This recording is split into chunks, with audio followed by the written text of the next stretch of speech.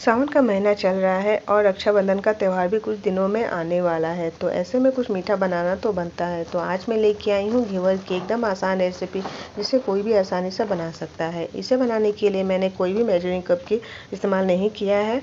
मैंने इसे सिंपल से कटोरी से बनाया है। बस आप इसे मेरे तरीके से बना के देखिएगा। बहुत ही आसान ये घेवर की रेसिपी है फ्रेंड्स। तो आप देख सकते हैं यहाँ पे कितनी ज़्यादा ये घेवर देखने में सुंदर लग रही है और खाने में भी बहुत ही ज़्यादा मज़ेदार लग रही थी। तो चलिए इसे बनाना शुरू करते हैं। तो सबसे पहले हम बनाएंगे चाशनी। इसके लिए हम लेंगे एक पैन और पैन में मैं डाल लेती हूँ 1 कप पानी। तो यहाँ पे हम पानी के साथ डालेंगे 1 कप चीनी। तो हम जितना पानी लेंगे उसी क्वांटिटी में हमें चीनी भी लेना है। अब यहाँ पे हम इन दोनों को चलाते हुए उबाल आने तक पका लेते हैं। तो यहाँ पे आप देख सकते हैं करीब 5 से 7 मिनट के बाद में हमारे चाशनी में बहुत अच्छे से उबाल आ गया है। तो इसमें अब हम डाल लेते हैं 2 इलायची, जिसे मैंने कूट के डाला है। तो अब ये चाशनी हमारी बन के तैयार है। तो अब हम बनाएंगे यहाँ पे घेवर के लिए रबड़ी। तो यहाँ पे मैं ले रही हूँ एक पैन और पैन में मैं डाल लेती हूँ दूध। तो यहाँ पे मैंने दूध डालने के साथ इसे अब अच्छे से उबलने के लिए छोड़ दिया है। अब यहाँ पे हम दूध को एक बार चला लेते हैं। जब दूध में हल्का सा मलाई पड़ने लगे तो इसे हम एक बार मिक्स कर लेते हैं और सारे किनारे पे लगे हुए मलाई को इकट्ठा कर लेंगे। तो आप देख सकते हैं यहाँ पे ये रबड़ी हमारी बन के तैयार हो गई है। तो इसमें अब हम ऐड करेंगे 2 टेबल स्पून चीनी। चीनी यहाँ पे मैं कम ही ऐड कर लेती हूँ, आप अपनी चॉइस के हिसाब से और ज़्यादा ऐड कर सकते हैं। अब बनाएंगे हम यहाँ पे घेवर के लिए बैटर। तो अब हम लेंगे यहाँ पे एक बड़े साइज का बर्तन और बर्तन में हम डालेंगे 4 टेबल स्पून पिघला हुआ घी और एक लेंगे बर्फ़, जिसे मैंने कटोरी में जमा के रखा था। तो बर्फ़ यहाँ पे मैंने थोड़े बड़े साइज का लिया है और इसे हम इस तरह से घुमाते हुए घी को कुछ इस तरह से एक क्रीमी टेक्सचर में बना लेते हैं। तो आप देख सकते हैं यहाँ पे ये हमारा घी कुछ इस तरह से क्रीमी टेक्सचर में बन के तैयार हुआ है। तो अब हम बर्फ़ को रखते हैं किनारे पे और लेंगे एक कटोरी और इसमें मैंने पानी क्रीम का निकाल लिया है। अब यहाँ पे हम हाथों से इसे फेंट लेते हैं। तो इसे हमें फेंटने के लिए करीब 1 से 1.5 मिनट का समय लग जाता है। तो ये कुछ इस तरह से क्रीमी टेक्सचर बन के तैयार हो गया है। तो अब हम इसमें ऐड करेंगे मैदा। तो यहाँ पे मैंने मैदा, पानी और दूध एक ही क्वांटिटी में एक ही साइज़ की कटोरी में मैंने लिया है। तो यहाँ पे मैदा डालते हुए हमें कुछ इस तरह से इसको मिक्स कर लेना है। जब ये मिक्स हो जाए तो इसमें हम ऐड करेंगे दूध। तो इसी तरह से हमें थोड़ा सा मैदा और थोड़ा सा दूध डालते हुए इसका कुछ इस तरह से बैटर बना के तैयार कर लेना है। यहाँ पे हमें दूध और पानी एकदम ठंडा लेना है।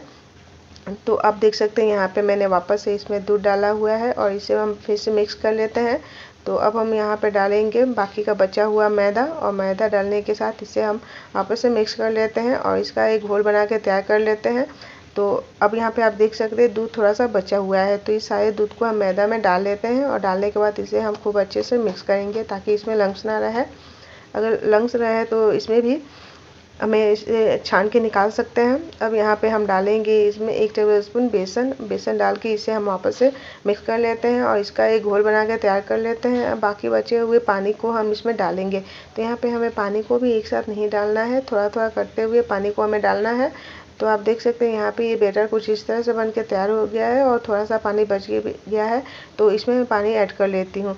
तो आप देख सकते हैं यहाँ पे ये कुछ इस तरह से बैटर हमारा परफेक्ट बन के तैयार हो गया है। तो अब हम लेंगे यहाँ पे एक छन्नी और छन्नी के ऊपर मैं डाल लेती हूँ तैयार किया हुआ बैटर और बैटर को कुछ इस तरह से हमें अच्छे से छान लेना है। अब इसे हम रखेंगे 1 घंटे के लिए फ्रिज में ताकि ये अच्छे से ठंडा हो जाए। तो अब हम लेंगे एक पैन और पैन में मैंने डाला है ऑयल और ऑयल को गर्म होने देंगे। इधर हम लेंगे एक ट्रे और इसमें हम डालेंगे सारे आइस क्यूब्स को और जो हमने बैटर बना के तैयार किया हुआ था आइस क्यूब्स के ऊपर हम बैटर को रख देते हैं ताकि ये ज़्यादा देर तक ठंडा रहे। तो अब हम लेंगे एक कलछी बैटर और जो हमने तेल गरम करने के लिए रखा था इसके ऊपर हम डालेंगे 1 चम्मच के जितना इसका घोल और इसी तरह से रुक रुक के हमें इसका घोल डालना है। जब पहले वाले घोल तेल में शांत हो जाए तो दूसरे वाले स्टेप को हमें दोहराना है। इसी तरह से इस स्टेप को हमें करीब 15 से 20 बार रिपीट करते जाना है। तो आप देख सकते हैं यहाँ पे ये घेवर में हमारे होल कुछ इस तरह से दिख रहे हैं। तो हमें यहाँ पे समय समय पे कुछ इस तरह से होल बना लेना है। तो अब हम इसे निकाल लेते हैं। तो निकालने के लिए मैं यहाँ पे चाकू का इस्तेमाल कर रही हूँ। आप इसे ज़बरदस्ती ना निकालें, नहीं तो ये टूट भी सकते हैं। घेवर बहुत ज़्यादा सॉफ्ट होते हैं, इस बात का ध्यान रखिएगा। अब यहाँ पे हम चाकू की सहायता से घेवर के किनारे छुड़ा लिए हैं और आप देख सकते हैं यहाँ पे घेवर का कलर थोड़ा हल्का सा लाइट लग रहा है। तो इसे हम थोड़ी देर के लिए और सेक लेते हैं। तो आप देख सकते हैं यहाँ पे ये हमारी घेवर बनके तैयार है। तो इसे अब हम निकाल लेते हैं तेल से और इसे अब हम रखेंगे साइड पे। इसी तरह हम बाकी के घेवर को भी बना के तैयार कर लेंगे। तो फ्रेंड्स, आपको मेरी आज की ये सिंपल सी घेवर की रेसिपी कैसी लगी कमेंट में ज़रूर बताइएगा।